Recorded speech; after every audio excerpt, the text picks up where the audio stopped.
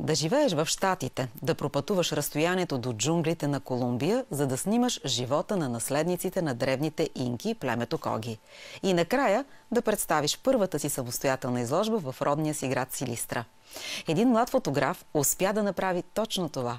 Какъв е резултатът? Вижте в следващите минути. Иво Кодини е родом от Силистра. Пътят му го отвежда до Съединените щати, където мечтата му да се занимава професионално с фотография се сбъдва. Не след дълго се озовава в колумбийската джунгла. Мястото се намира в Северна Колумбия.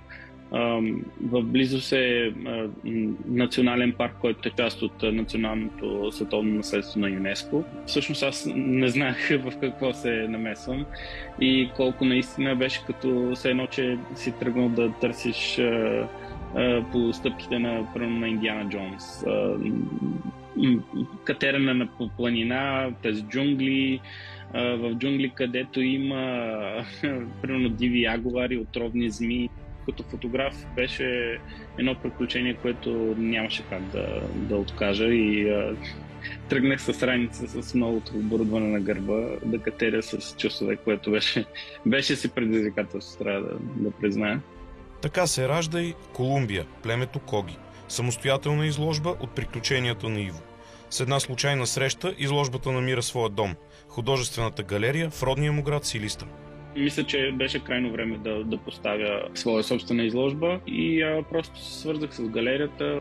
Моето желание е просто повече хора да се докоснат до фотографиите, да видят и да им покажа някаква друга част от света, която може би те не са виждали.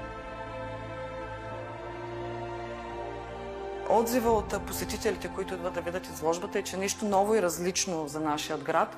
Значението за нас като екип на галерията и за посетителите на галерията за реализирането на тази изложба е, че младите творци от Силистра се развиват и където и да са по света, винаги се връщат към родните си корени. Изложбата е своеобразна среща на жителите и гостите на Силистра с наследниците на великата цивилизация на инките. Среща, в която ще се окаже, че общите неща са много повече от различията.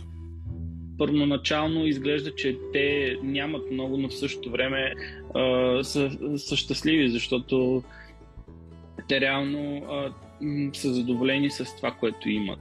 Преди години, когато баба ми и дядо ми все още бяха живи, са ми разказвали как едно време нашите предци са живели по сходен начин и не са имали много, живели са бедно, след като България преминава през всичките тези перипети на миналия век и на предишния век.